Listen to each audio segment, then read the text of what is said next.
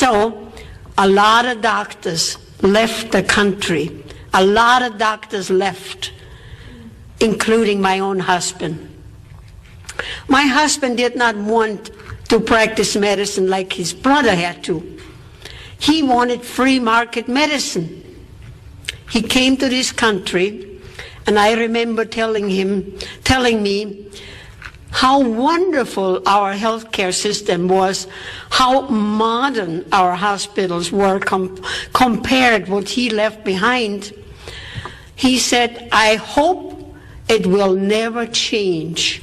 Today, he will turn over in his grave how healthcare will change. Also, of course, under a socialist government, you have a lot of rules and regulation. We had a planning agency that was designed to control the businesses and the farmers. The bureaucrats, we had tons of bureaucrats. That's how Hitler created jobs, government jobs. Lot of bureaucrats. And they would go out on the farms and count the livestock and tell the farmers what to plant, how much to plant, and how much they had to harvest, regardless of the weather. They would go into the businesses and snoop around what they could find under the auspices of health and safety. Mm-hmm. Here we call it OSHA.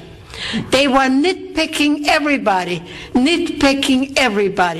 And I hear that a lot of time from my audiences, how the bureaucrats come into their business and snoop around what they can criticize and what the business owner had to replace. And that's why a lot of businesses in Austria could not afford replacement, whether it was round tables versus square tables and more bathrooms. So a lot of businesses closed their doors. So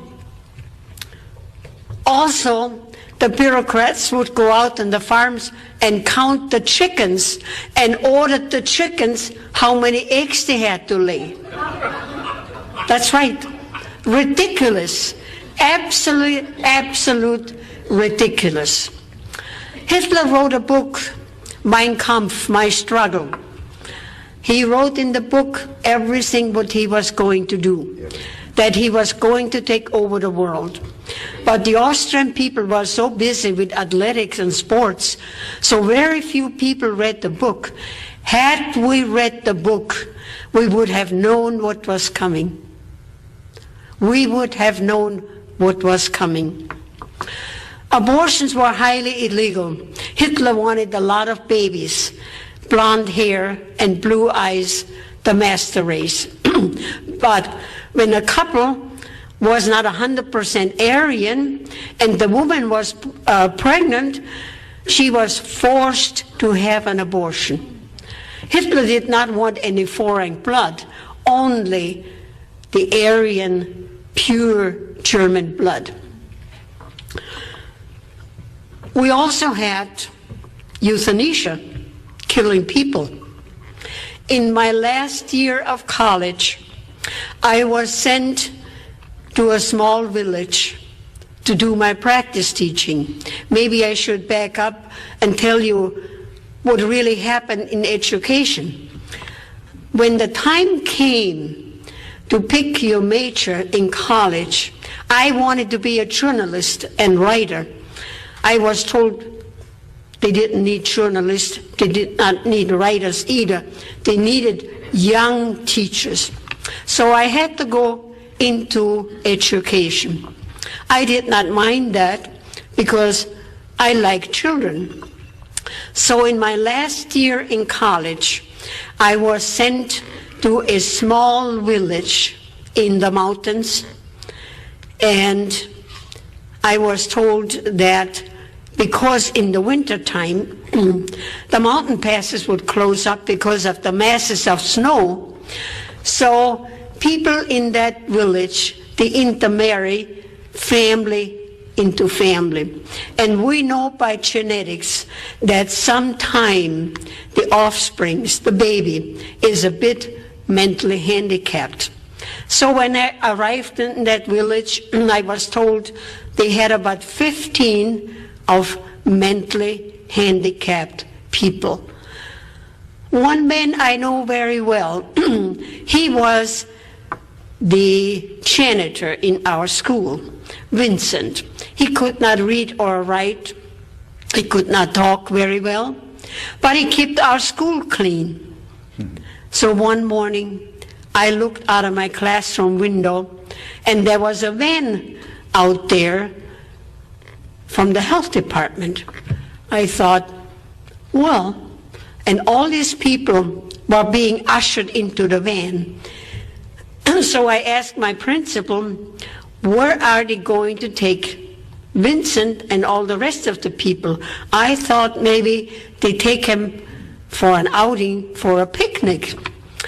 The principal said, oh no, the health department came around and asked the parents if they want to institutionalize their son or daughter to learn how to read and write. Gladly the parents signed the papers and off they went.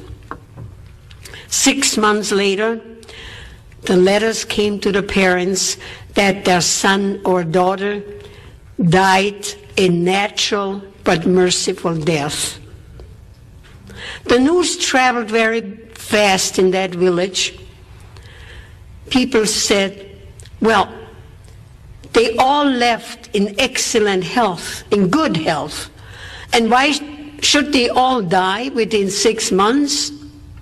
It dawned on the villagers that they were being euthanized. After the war, I found out that 20,000 children, handicapped children, were being euthanized. Hitler wanted perfect people. On a personal note, God forbid, should I ever become handicapped, I will never apply for a handicapped license plate because I don't want to get on the list. Amen. And I know that under Obama's health care, we have eugenics. And that means those of us who are getting old, like me, I'm 87 years old, there is no more money for us. So that was euthanasia. We also had a federal police force, secret police, commonly known as the Gestapo, and they were everywhere in civilian clothes. You didn't know who they were. People disappeared all the time, and nobody knew where people were being taken. Nobody knew, but people disappeared. And the Gestapo, they watched everybody, everybody's coming and goings, because we had national ID cards, and of course you could not board a bus or a train without showing your national ID card. They keep track on us, and we were being so scared. The most scared of everything we were of the Gestapo, the secret police. This is how it worked. Since the war was going on, all our food was being rationed. We got 1 pound of sugar a month. So if somebody in your family passed away like grandma, you quickly took that coveted sugar coupon and went to the grocery store and bought that pound of sugar